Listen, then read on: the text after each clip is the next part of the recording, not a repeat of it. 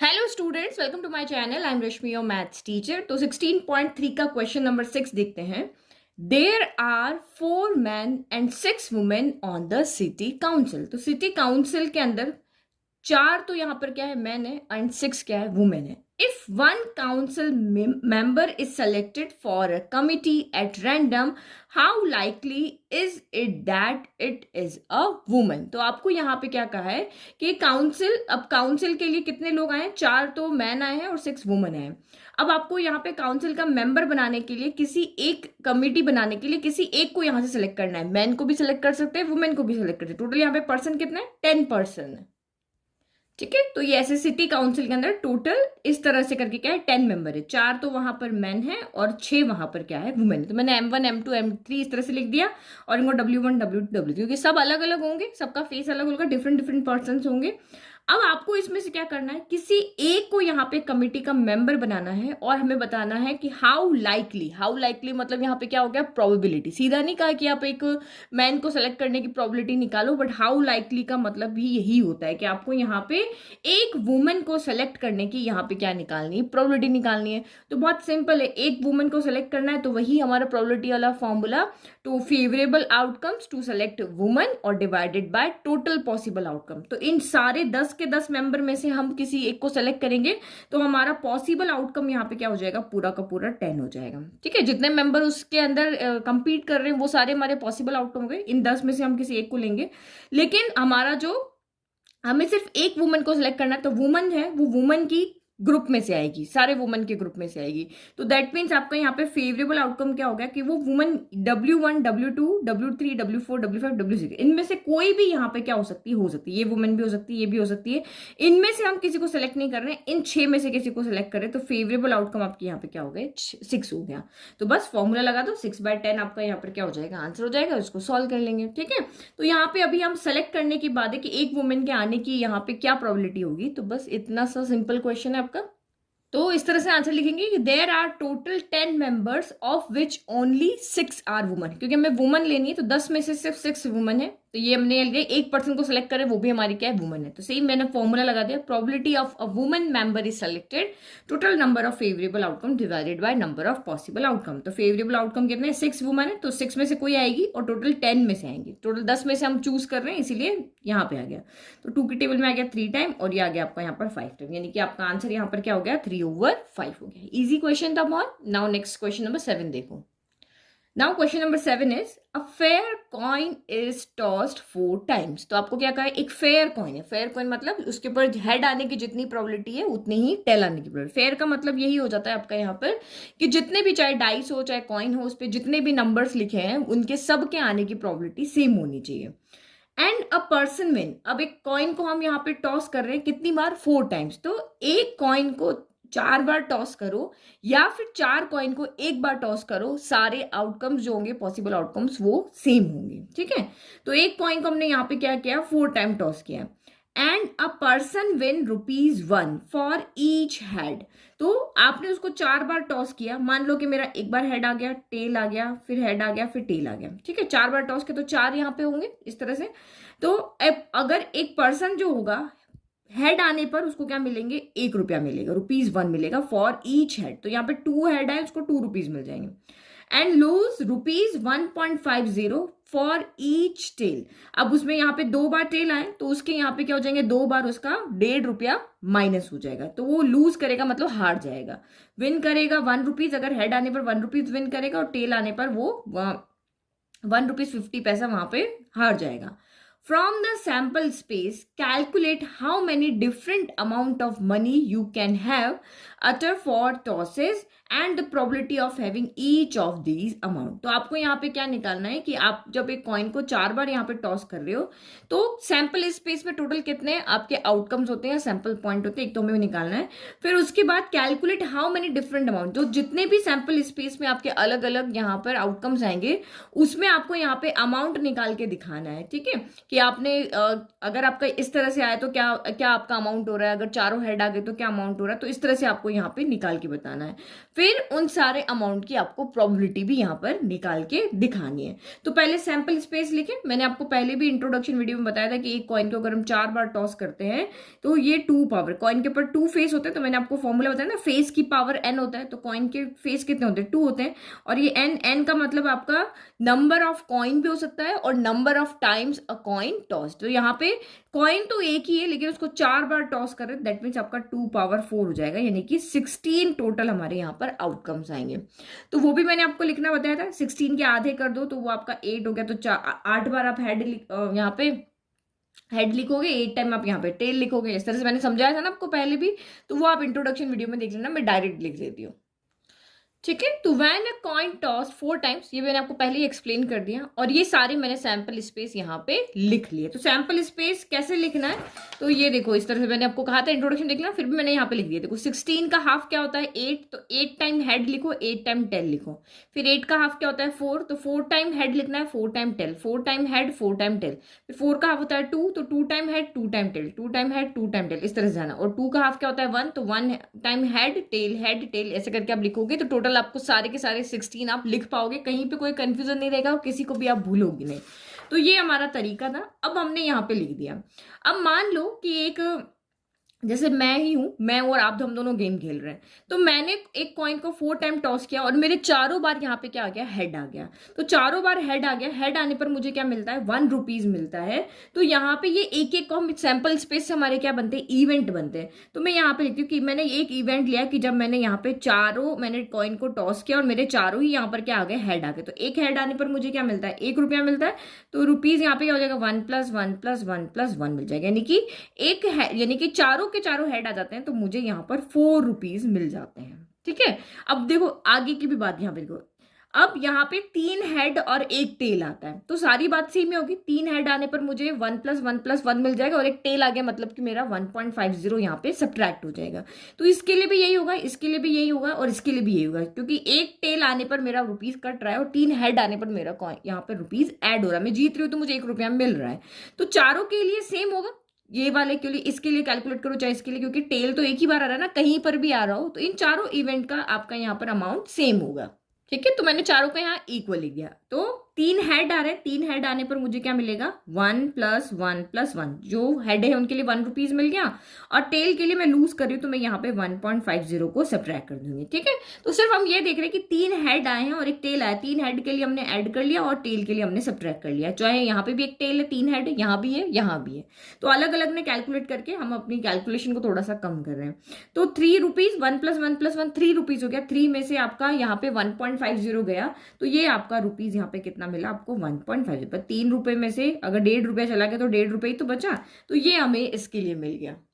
Now next event देखते हैं। अब इस इवेंट में अब मैंने वो वाले रखे जिसमें आपका ये 2 हेड है 2 टेल है, तो एक साथ लिख रहे हैं। ठीक है, इस तरह से स्मार्ट बन के हम काम कर रहे हैं कि ये चारों जब थे उसके लिए एक कर दिया, ये जहां पे 3 हेड 1 टेल थे उसका एक साथ ले लिया। अब हम लेते हैं जहां पे 2 हेड और 2 टेल है, तो इसमें आपके कौन कौन से आ जाएंगे, तो 2 हेड 2 टेल यहाँ भी है, 2 हेड 2 टेल यहाँ है, हेड हेड टेल टेल, यानी 2 भी हेड यहाँ भी है, 2 हेड यहाँ भी है और 2 हेड यहाँ भी है और यहाँ पर भी है। अब आगे क्या हो रहा है, 1 हेड हो रहा है, ओनली 1 हेड हो रहा है ना, तो 1 2 3 4 5 6, ये टोटल 6 जो इवेंट है उनका हम यहाँ पे एक साथ निकालेंगे कि भाई 2 हेड आ रहे हैं तो 1 1 ऐड हो जाएगा, और 2 टेल आ रहे हैं तो 1.50 2 टाइम यहाँ पे क्या हो जाएगा, सब्ट्रैक्ट हो जाएगा। समझ में आ रहा है ना आपको इजीली। तो इन सबके इवेंट का जो अमाउंट होगा, इन 5 इवेंट का अमाउंट जो होगा वो इक्वल होगा, इस इवेंट का अमाउंट अलग था और इन 4 इवेंट का अमाउंट यहाँ पे सेम आ रहा है। ठीक है, तो ये मैंने सारे इवेंट लिख दिए 6 के 6। अब इनका अमाउंट यहाँ पे देखो आप, 2 हेड आए हैं, मैं इसको देख रही हूँ। ठीक है, ये वाले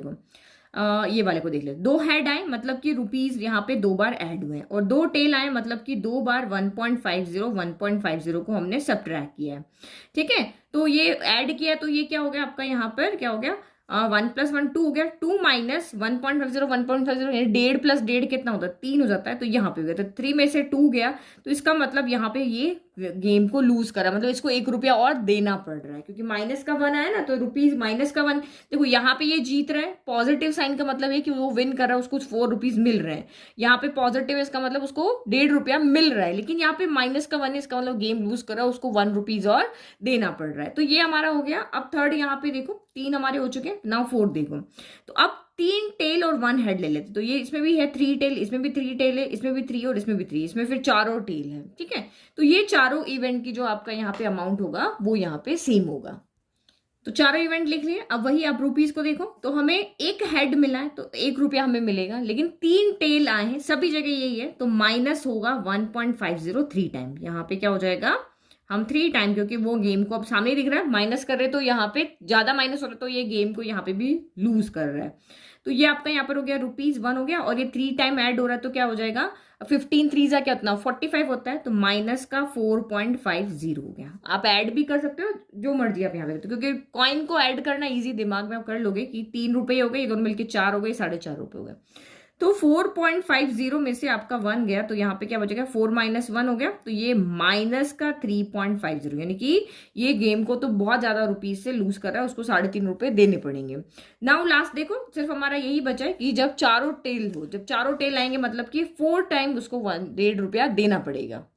तो 4 टाइम हो गया ना, तो मैंने इसको 4 से मल्टीप्लाई किया। सेम नंबर को बार बार ऐड करते तो हम सीधा कर सकते हैं ना, तो ये भी हो गया। या फिर आप डायरेक्ट यहाँ पे लिख दो माइनस का 1.50, माइनस का 1.50, 4 टाइम आप यहाँ पे लिख सकते हो। मैं से भी सोल्व। नेगेटिव साइन क्यों लगाया, क्योंकि उसके टेल आने पर वो गेम को लूज कर रहा है, तो हमने यहाँ माइनस लगा, विन कर रहा है तो उसको प्लस के साइन से डिनोट कर रहे हैं।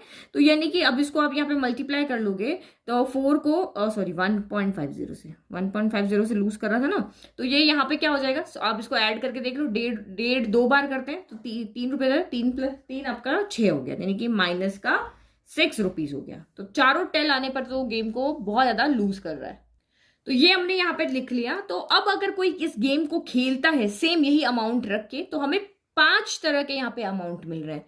4 रुपीज विन करता हुआ मिल रहा है, 1.5 रुपीज 1.50 पे विन करता हुआ मिल रहा है, और 3 जगह पे वो यहाँ पे क्या कर रहा है, लूज कर रहा है। यहाँ पे 1 रुपया लूज कर रहा है, यहाँ पे 3 रुपीज 50 पैसा, और यहाँ पे 6 रुपीज को लूज कर रहा है। तो अब हमें इन चारों मनी की क्या करनी है, प्रोबेबिलिटी निकालनी है। यही तो कहा, the probability of having each of these amount. तो हमें यहाँ पे 5 टाइप के अमाउंट मिल रहे हैं, तो इन 5 टाइप की हमें यहाँ पे क्या निकालनी, प्रोबेबिलिटी निकालनी। तो मैं लिख दिया 10 we see here there are 5 possible amounts बन रहे हैं मनी के। हम गेन कर रहे हैं 2 टाइम ₹4 एंड ₹1.50, और लूज कर रहे हैं 3 टाइम ₹1 3.50, और आपका यहाँ पे 6 हो गया।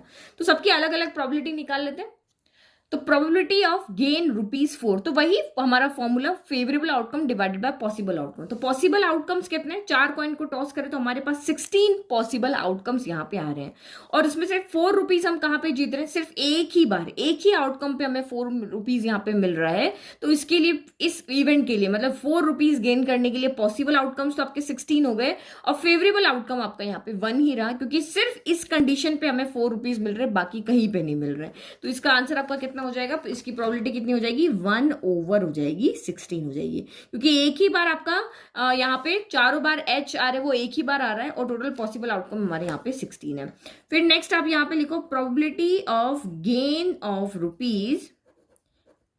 दूसरा हमारे ना, नहीं सॉरी 1.50, तो ये 1.50 हो गए। तो यहाँ पे 1.5 फेवरेट, यहाँ पे पॉसिबल आउटकम तो आपके 16 हो गए। अब देखो 1.50 आपको कहाँ कहाँ पे मिल रहा था, इन सारे इवेंट में से, तो यहाँ भी मिल रहा था। अगर 3 हेड और टेल आते हैं तो हमें 1.50 मिल रहा है, लेकिन 3 हेड और टेल हमारे पास इस 4 तरीके से आ सकते हैं। भाई टेल लास्ट में आ सकता है, 3rd नंबर पे आ सकता है, 2nd नंबर पे आ सकता है, 1st नंबर पे आ सकता है। तो यहाँ 4 कंडीशन पे हमें यहाँ पे क्या मिल रहे हैं, ₹1.50। तो इसके लिए ये हमारा क्या हो गया, फेवरेबल आउटकम हो गया, कि इन चारों में से ही अगर कोई एक आता है तो हमें यहाँ पे 1.50 मिलेगा।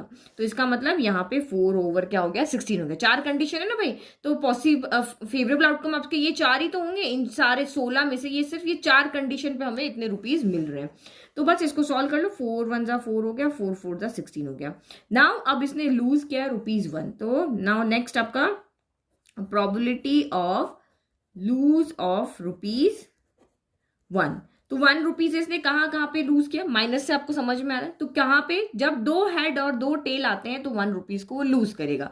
तो 2 हेड और 2 टेल कहाँ पे आ सकते हैं, तो 1 2 3 4 5 6 टाइम आपका ऐसा है जहां पे 2 हेड 2 टेल आते हैं। इनमें से तो सैंपल स्पेस के अंदर आउटकम्स लिखे हैं, उसमें से यहाँ पे ये 6 तरह के आउटकम्स अगर आते हैं तो आप वहां पे ₹1 को लूज करोगे। तो यहाँ पे क्या हो गया, टोटल पॉसिबल आउटकम तो वही 16 है। इन 16 में से 6 आउटकम्स ऐसे हैं जहां पे आप यहाँ पे ₹1 को लूज करोगे। तो ये भी आप यहाँ पे सॉल्व कर लो। तो 2 की टेबल में 3 टाइम है और ये 2 की टेबल में 8 टाइम है, तो यानी कि ये आंसर आपका 3/8 हो गया। फिर 3.50 का लूज यहाँ पे, यानी कि लॉस आपको यहाँ पे हो रहा है ₹3.50। तो 3.50 कब आएगा, लॉस कब होगा, जब एक टाइम हेड आए और 3 टाइम टेल आए। तो ऐसी हमारे पास 4 कंडीशन है जब हमारे पास 3 टाइम हेड होते हैं और एक बार टेल होता है। तो यहाँ भी आपका क्या हो जाएगा, 4/16 हो जाएगा। तो 4/16 क्या होता है, 1/4 होता है, तो ये हमने लिख दिया। फिर प्रोबेबिलिटी ऑफ लॉस ऑफ ₹6 का लॉस कब हो रहा है, सिर्फ एक ही चांस पे हो रहा है, जहां पे हमको चारों के चारों क्या मिल जाए, टेल मिल जाए। तो ये 1/16 हो गया। समझ में आ गया। बस हमारे कंडीशन के अकॉर्डिंग आप आउटकम ढूंढ के लिए, और नीचे तो आपके वैसे भी टोटल ही आने वाले हैं। तो ये हमारा यहाँ पर हो गया क्वेश्चन नंबर 7। नाउ 8 देखें। नाउ 9th क्वेश्चन देखो यहाँ पे, sorry 8th। 3 coins are tossed 1। तो 3, अब वहां पे एक कॉइन को 4 टाइम टॉस किया था क्वेश्चन 7 में, और यहाँ पे 3 कॉइन लिए और 3 कॉइन को एक बार टॉस किया। हमारे पास यहाँ पे क्या है, 3 कॉइन अलग अलग है। वहां पे एक ही कॉइन था जिसको हम 4 बार टॉस कर रहे थे, और इसको टॉस किया, इसको टॉस किया, इसको टॉस किया।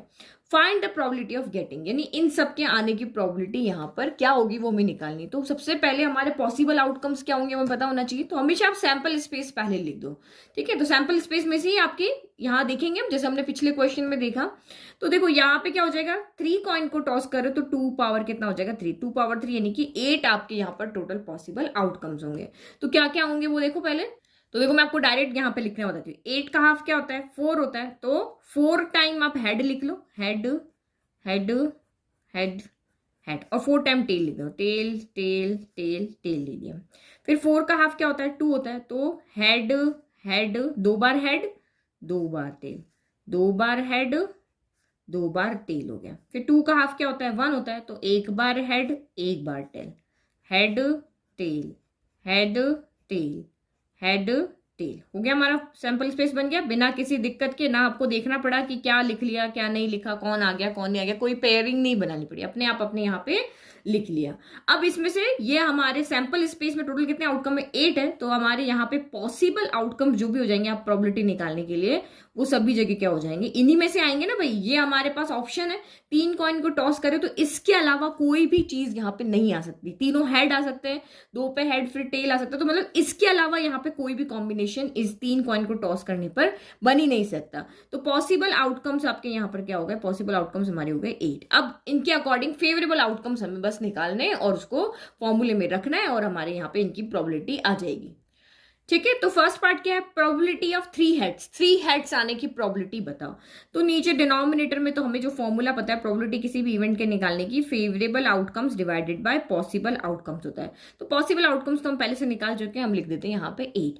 अब देखो 3 हेड यहाँ पे कहाँ आ रहा है, तो 3 हेड सिर्फ एक ही बार आ रहा है, बाकी कहीं पे दिख रहा है आपको 3 हेड, हेड टेल है ना साथ में। तो 3 हेड आने की सिर्फ एक ही यहाँ पर आपकी क्या है प्रोबेबिलिटी, एक ही चांस है कि यहाँ पे 3 हेड आ सकता है। तो फेवरेबल आउटकम किसका क्या हो गया, 1/8 हो गया। यानी कि आप यहाँ पे 3 हेड अब कहाँ आ सकता है कि तीनों ही आपके यहाँ पर हेड आ जाए, इसकी प्रोबेबिलिटी। ठीक है। फिर बी वाला पार्ट यहाँ पे देखो 2 हेड्स आ जाए, प्रोबेबिलिटी ऑफ 2 हेड्स आपका यहाँ पे जाए। तो 2 हेड्स आपके यहाँ पे कहाँ कहाँ रहे, तो हम वो इवेंट लिख लेते हैं। तो यहाँ पे आपका यहाँ पे 2 हेड्स कहाँ आ रहे हैं, यहाँ आ रहा है, यहाँ आ रहा है और यहाँ आ रहा है। 3 ही कंडीशन है। देखो हेड हेड टेल 2 हेड दिख रहे हैं, फिर हेड टेल हेड 2 हेड दिख रहे हैं, फिर टेल हेड हेड आपको यहाँ पे भी क्या दिख रहे हैं, 2 हेड दिख रहे हैं। तो आप कंफ्यूज ना हो इसलिए मैं यहाँ पे लिख दिया HHT आ जाए, फिर आपका HTH आ जाए, या फिर आपका यहाँ पर THH आ जाए। इन कंडीशन में आपको यहाँ पे क्या मिल रहा है, 2 हेड मिल रहे हैं। तो यहाँ पे फेवरेबल आउटकम्स ये 3 हो गए। तो 3 ओवर क्या हो गया आपका 8 हो गया। ठीक है। नाउ नेक्स्ट आपका ऑप्शन सी है, at least 2 head, probability of at least 2 heads. At least word जहां पे भी आता है तो समझ लो जो नंबर दिया हुआ है ना उससे ज्यादा भी आपको लेना है। एटलीस्ट 2 बोला है तो 2 भी लेना है और 3 भी लेना है। ठीक है। जैसे क्लास में कहा कि एटलीस्ट आपके पास, आप जैसे अपनी मम्मा बोलो मम्मा मेरे पास एटलीस्ट 2 पेंसिल होनी चाहिए, एग्जाम देने जा रहे हैं तो एटलीस्ट मेरे को 2 पेंसिल तो होनी ही चाहिए। तो 2 हो सकती है, 2 से ज्यादा भी हो सकती है।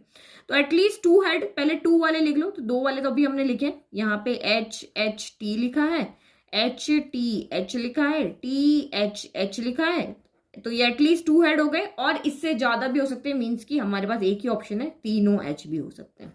ठीक है, एटलीस्ट 2 हमारे पास हेड है, मतलब कि उससे ज्यादा, एटमोस्ट में हम उससे पीछे जाते हैं, एटलीस्ट में हम आगे जाते हैं। तो ये कितना हो गया, फेवरेबल आउटकम कितने हो गए, 4/8 हो गया, यानी कि 1 आपका 2 आ गया, कैंसिल। ओके, ठीक है। फिर डी वाला देखो, ये वर्ड आप अच्छे से समझ के रखना, ये एग्जाम में आपको पूछ सकते हैं। अब नाउ एटमोस्ट देखो, प्रोबेबिलिटी ऑफ एटमोस्ट, एटमोस्ट का मतलब यहाँ पे क्या होता है कि ज्यादा से ज्यादा इतनी होनी चाहिए, मतलब उससे कम कितने भी हो सकते हैं, एटमोस्ट 2 हेड्स। ठीक है, तो एटमोस्ट का मतलब यहाँ पे क्या होगा, 2 भी लेने हैं, और नहीं होगा तो भी चलेगा, 1 भी ले सकते हैं इसमें, यानी कि आप यहाँ पे देखो मुझे एटलीस्ट 2 हेड, मतलब हमारे पास 3 है, तो 2 वाले भी लेने हैं एंड आपको 3 वाले भी लेने हैं, और एटमोस्ट 2 हेड का है तो 2 लेने हैं, 1 लेने हैं, और नहीं होगा तब भी आपका यहाँ पर चलेगा। तो 0 हेड होगा वो भी लेना है, 1 हेड होगा वो भी लेना है, और 2 हेड है वो भी आपको यहाँ पे लेना है। ठीक है, तो यहाँ पे देखो पहले 2 हेड वाले, तो ये 2 हेड वाले हमारे ये हो गए, 1 वाला भी लेना है, और 0 जहां ना हो वो भी लेना है। तो ये आपके 2 में आ रहे हैं, ये 2 हेड है, ये 2 हेड है, इसमें 1 हेड है, इसमें 2 हेड है, इसमें 1 हेड है, इसमें 1 हेड है, और इसमें एक भी हेड नहीं है। तो एक्चुअली हमें ये सारे के सारे लेने, सिर्फ ये नहीं लेना है, तीनों हेड वाला नहीं लेना, क्योंकि इसने वो एटमोस्ट 3 हेड नहीं बोला, 2 हेड बोला है, मतलब 2 भी लेंगे, 1 है जिसमें हेड वो भी लेंगे, और जिसमें एक भी हेड नहीं है वो भी लेंगे। तो ये 7 के 7 आउटकम्स आपके यहाँ पर आ जाएंगे। तो इसकी प्रोबेबिलिटी कितनी हो जाएगी, 7/8 हो जाएगी, सिर्फ इसमें हम ये 3 हेड वाला नहीं लेंगे। ठीक है, फिर आपका डी ई वाला आपका यहाँ पर क्या कह रहा है, नो हेड, मतलब प्रोबेबिलिटी निकालो जिसमें एक भी हेड नहीं होना चाहिए। तो एक भी हेड कब नहीं होगा भाई, यहाँ है, फिर आपका यहाँ भी है, यहाँ भी हेड है, यहाँ है, यहाँ है, यहाँ है, यहाँ है, बट ये वाला आउटकम ऐसा है जिसमें एक भी हेड नहीं है। तो ये probability of tail tail tail, तीनों टेल आने की। नो हेड मतलब एक भी हेड नहीं होना चाहिए, तो ये 1/8 हो गया। फिर उसके बाद आपका नेक्स्ट वाला यहाँ पे क्या कह रहा है, 3 टेल्स। तो 3 टेल्स आपको एग्जैक्ट बोल रहा है, वहां कोई प्रॉब्लम नहीं है, कि सीधा आपको यहाँ पता चल गया 3 हेड लेना है, आपने लिख लिया, 2 हेड लेना देख लिया। एटलीस्ट और एटमोस्ट का आप थोड़ा सा यहाँ पे ध्यान रखना। ठीक है, 3 हेड बोला हमने, सीधा देख लिया भाई 3 हेड कहाँ है, 2 बोला तो फटाफट से देख लिया कहाँ 2 है, लेकिन एटलीस्ट में आपको देखना है कि हमें एटलीस्ट में आगे बढ़ना होता है और एटमोस्ट में पीछे जाना होता है, 2 0 1, और हमेशा वही स्टार्ट होंगे कि 0 से ही स्टार्ट होगा, 0 1 2 और यहाँ 3 तक होंगे, मैक्सिमम आपके यही रहेंगे। एक भी हेड ना हो या एक भी टेल ना हो, एक हेड हो सकता है, 2 हेड हो सकते हैं, या तीनों हेड हो सकते हैं, यही चीज 4 चीज यहाँ पे रखिए। अगर यहाँ पे 4 कॉइन को टॉस करोगे तो यहाँ पे एक 4 और आ जाएगा। ठीक है, तो ये चीज आपको याद रखनी है। तो नो हेड आपका यहाँ पर हो गया। अब 3 टेल्स बोला, तो 3 टेल्स कहाँ पे, सीधे का सीधा आप देख लो कि भाई 3 टेल्स यहाँ पर है, तो ये हमने यहाँ लिखा प्रोबेबिलिटी ऑफ 3 टेल्स लिखा। तो 3 टेल्स के लिए आपका यहाँ पर क्या हो जाएगा, तो तीनों ही आपके यहाँ पर टेल्स आ जाए, तो वही नो हेड और 3 टेल्स एक ही बात यहाँ पे होगी, प्रोबेबिलिटी ऑफ क्या हो गई, टेल टेल टेल होगी, यानी कि एक कंफ्यूज करने की बात है कि नो हेड में भी सेम आ रहा है, तो आप कंफ्यूज ना हो जाना, सेम ही बात है। तो ये भी 1/8 हो गया। फिर आपका नेक्स्ट आपका यहाँ पे एग्जैक्टली 2 टेल होने चाहिए। एग्जैक्टली बोला मतलब जो कहा है वही होना चाहिए, एग्जैक्टली 2 टेल्स। तो कहाँ कहाँ पे एग्जैक्टली 2 टेल्स है, तो यहाँ पे है HTT 2 टेल है, यहाँ पे भी आपके 2 टेल है, और यहाँ भी 2 टेल है, बाकी कहीं पे नहीं, यहाँ पे एक भी टेल नहीं, यहाँ एक है, यहाँ एक है, यहाँ एक है, और यहाँ पे 3 है। तो एग्जैक्टली बोला तो मतलब कि 3 क्या हो जाएगा, 8 हो जाएगा। ठीक है, तो ये जी वाला लिया, प्रोबेबिलिटी ऑफ एग्जैक्टली 2 टेल्स, तो एग्जैक्टली 2 टेल्स का 3/8 हो गया। नाउ नेक्स्ट आपको बोला नो टेल, एक भी टेल नहीं होना चाहिए। तो नो टेल यहाँ भी है, यहाँ भी है, यहाँ भी है, यहाँ भी टेल है, सब जगह टेल है, बस इसमें नहीं है। तो सिर्फ आपको ओनली यहाँ पे 3 हेड्स बोला था तब भी एक ही बात है, और यहाँ पे आपको नो टेल बोला है तब भी एक ही बात है। तो इसका यहाँ पे प्रोबेबिलिटी क्या हो जाएगी, इसमें सिर्फ एक ही इवेंट आएगा, वो कि आपका एच एच एच आएगा। ये एक अकेला ऐसा इवेंट है जिसके अंदर आपका यहाँ पर नो टेल है, तो इसकी प्रोबेबिलिटी कितनी होगी, 1/8 हो गई। फिर आपका नेक्स्ट हो गया एटमोस्ट 2 हेड। तो यही मैंने आपको एटमोस्ट की बात जब भी आती तो आपको नहीं वाला भी लेना है, 1 वाला भी लेना है, और 2 वाला भी लेना है। एटमोस्ट में इधर जाना है माइनस की तरफ, और एटलीस्ट में आगे जाना है प्लस की तरफ। तो एटमोस्ट 2 टेल, यानी 2 टेल आपको यहाँ पे कहा है, तो एक भी टेल नहीं है वो भी लेना पड़ेगा, ये भी लेंगे, 2 है वो भी लेंगे, और 1 है वो भी लेंगे। तो आप यहाँ पे सिर्फ 3 वाले को नहीं लोगे, देखो इसको हम लेंगे क्योंकि इसमें एटमोस्ट आपको क्या कहा है, 2 टेल कहा है। ठीक है, तो 0 वाला लेंगे नहीं जिसमें एक भी टेल ना हो, इसमें 1 टेल है वो भी लेंगे, और 2 टेल है वो भी लेंगे, ओनली 3 वाला यहाँ पे नहीं लेंगे। तो ओनली 3 वाला तो यही है, बाकी सारे के सारे साथ के साथ आउटकम्स यहाँ पे आएंगे, क्योंकि इसमें नो टेल है, इसमें 1 टेल है, इसमें 1 टेल है, इसमें 2 टेल है, इसमें 1 है, इसमें 2 है, इसमें 2 है। तो हमें यही लेना है, 0 1 2 वाला लेना है। तो टोटल 7 आउटकम्स हैं जो इस कंडीशन को फुलफिल कर रहे हैं। तो इसका यहाँ पे क्या हो जाएगा, प्रोबेबिलिटी 7/8 हो जाएगी। तो इसके लिए मैं नहीं लिख रही हूँ क्योंकि सिर्फ हम एक को नहीं हटा रहे, तो बाकी की बाकी सारी इसमें यहाँ पर आ जाएगी। तो ये हमारा हो गया यहाँ पर क्वेश्चन नंबर 8। नाउ 9 देखो, if 2/11 is the probability of an event. तो आपको यहाँ पे क्या कहा है, कोई भी एक इवेंट है उसके होने की प्रोबेबिलिटी कितनी है, 2/11 है। What is the probability of event not a, तो उस इवेंट के नहीं होने की प्रोबेबिलिटी क्या होगी। तो मैंने आपको यहाँ पे एक फॉर्मूला बताया था, प्रोबेबिलिटी ऑफ इवेंट होने की प्रोबेबिलिटी और उस इवेंट के नहीं होने की प्रोबेबिलिटी का सम क्या होता है, 1 होता है। ये मैंने आपको वहां पे एक फॉर्मूला बताया था। और ये अभी नहीं पढ़ रहे, हमने 10th क्लास में भी पढ़ा है कि किसी भी इवेंट के होने की प्रोबेबिलिटी और नहीं होने की प्रोबेबिलिटी का जो सम होता है वो कितना होता है, 1 होता है। तो हम यहाँ पे इस वैल्यू को रख दें, 2/11 यहाँ पे रख लेते हैं, सॉल्व कर लेते हैं और हमारा यहाँ पे क्या हो जाएगा, आंसर आ जाएगा। तो यहाँ पे ई कॉम्प्लीमेंट का मतलब यहाँ पे क्या है, नॉट ए। इसका मतलब क्या है, नॉट ए, और इसका मतलब क्या है, होने की प्रोबेबिलिटी है। तो वैल्यू पुट कर लो, 2/11 plus probability of E not E equal to 1। तो प्रोबेबिलिटी ऑफ नॉट ई कितना हो जाएगा, 1 माइनस 2/11, क्योंकि मैक्सिमम प्रोबेबिलिटी क्या होती है, 1 होती है। मैक्सिमम प्रोबेबिलिटी क्या होती है, 1 होती है। तो मैक्सिमम में से एक पोर्शन आपको दिया हुआ है, तो नहीं होने की तो आप निकाल ही सकते हो ना। तो probability of E not E equal to 11, यहाँ पे एलसीएम आ जाएगा। तो 11 1 का एलसीएम आपका 11 हो गया। तो 1 के टेबल में 11 है, 11 टाइम -2 हो गया। तो 11 - 2 आपका यहाँ पर क्या हो गया, 9/11 हो गया। तो ये प्रोबेबिलिटी ऑफ नॉट ई कितना हो जाएगा, यहाँ पे 9/11 हो जाएगा। ठीक है, तो ये तो बहुत सिंपल क्वेश्चन था। लास्ट क्वेश्चन इस वीडियो का, a letter is chosen at random from the word. एक लेटर को रैंडमली इसमें से हम यहाँ पे क्या कर रहे हैं, चूज कर रहे हैं। असैसिनेशन में से एक लेटर को, कोई भी लेटर हो सकता है, इसमें से रैंडमली हम चूज कर रहे हैं। Find the probability that letter is vowel होना चाहिए या कॉन्सोनेंट होना चाहिए। तो आपको पहले यहाँ पे चूज करना पड़ेगा कितने वाउल है और कितने कॉन्सोनेंट है। तो सबसे पहले हम लिखते हैं वाउल कौन से। वाउल हमारे क्या होते हैं, ए होता है, ई आई ओ यू, ये होते हैं। तो इसमें से आपका ए ले लिया, ए आपको यहाँ पे दिख रहा है। अब कितनी बार है, तो 1 2 3, ए आपका यहाँ पर कितनी बार है, 3 टाइम है। फिर आपका आई देख लेते हैं, तो आई आपका यहाँ पर कितनी बार है, तो आई आपका यहाँ पर 2 टाइम्स है। तो एक हमें आई मिला है जो हमारा 2 टाइम्स है, और ओ हमें मिला है वो आपका सिर्फ यहाँ पे 1 टाइम है। फिर कॉन्सोनेंट देखो, तो ये कॉन्सोनेंट आपके यहाँ पे कौन कौन है, सबसे पहले हमें एस दिख रहा है। तो एस कितनी बार है, 1 2 3 4 टाइम आपका यहाँ पर एस है। फिर आपका यहाँ पर नेक्स्ट आप देख लेते हैं, एन देख लेते हैं। एन आपका यहाँ पर 2 टाइम है, तो एन मैंने यहाँ पे देख लिया 2 टाइम। और क्या बचा, टी बचा। तो टी तो मेरा यहाँ पे 1 टाइम है। तो एक बार आप ऐड करके देख लो टोटल कितने लेटर है, 1 2 3 4 5 6 7 8 9 10 11 12 13 है। तो ये आपके टोटल यहाँ पे कितने लेटर हो रहे हैं, 13 लेटर हो रहे हैं।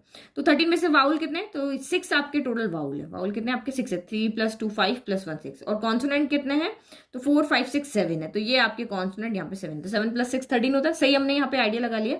तो अब आपको उसने कहा कि इन वाउल में से टोटल हमारे पास 6 वाउल्स हैं, इसमें से कोई भी एक लेटर को आपको यहाँ पे चूज करना है। तो अगर वाउल की बात हो रही तो इन 6 में हमारे पास ऑप्शन कितने हैं, हमारे पास टोटल यहाँ पे 13 ऑप्शन है। उन 13 में से अगर वाउल की बात हो रही है तो इन 6 में से हम यहाँ पे लेकर आएंगे, चूज करेंगे। और अगर कॉन्सोनेंट को चूज करना है तो हम इन 13 में से ओनली 7 को चूज कर सकते हैं। तो ये वाउल का फेवरेबल आउटकम है, ये कॉन्सोनेंट का फेवरेबल आउटकम है, और ये आपके जो टोटल 13 लेटर है ये आपका यहाँ पर पॉसिबल आउटकम है। तो बस फॉर्मूला लगा दो। तो फर्स्ट आपका प्रोबेबिलिटी ऑफ वाउल, वाउल के लिए आपका यहाँ पर पॉसिबल आउटकम्स, भाई पूरा का पूरा लेटर में से हमें कोई चूज करना है तो टोटल 13 हो गए।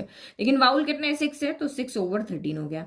और सेकंड आपका यहाँ पर प्रोबेबिलिटी ऑफ कॉन्सोनेंट, तो ये आपका कॉन्सोनेंट यहाँ पे क्या हो जाएगा, तो हमारे पास इस पूरे लेटर के पूरे वर्ड के अंदर कॉन्सोनेंट कितने हैं, तो 7 है, और पॉसिबल आउटकम्स कितने हैं, तो 13 आपका हो गया। तो बहुत सिंपल क्वेश्चन है ये भी। तो ऐसे तो हमने क्लास 10th में भी किए हुए, तो ये बहुत इजी है। ठीक है, अब बाद में और देखते हैं, और टफ क्वेश्चन सब आपके नेक्स्ट आएंगे जहाँ पे हम थोड़ा सा परम्यूटेशन कॉम्बिनेशन का भी यूज करेंगे। तो अभी तो आपकी बिल्कुल सिंपल क्वेश्चन है, 10 तक तो बहुत इजीली हमने यहाँ पर सॉल्व कर लिया। आई होप आपको ये सारे क्वेश्चन अच्छे से समझ में आए। और नोट्स के लिए आपको जाना है mathsteacher.blog पे, या लिंक आपको डिस्क्रिप्शन में मैंने दे रखा, वहां से भी आप नोट्स फ्री में डाउनलोड कर सकते हो। Thank you.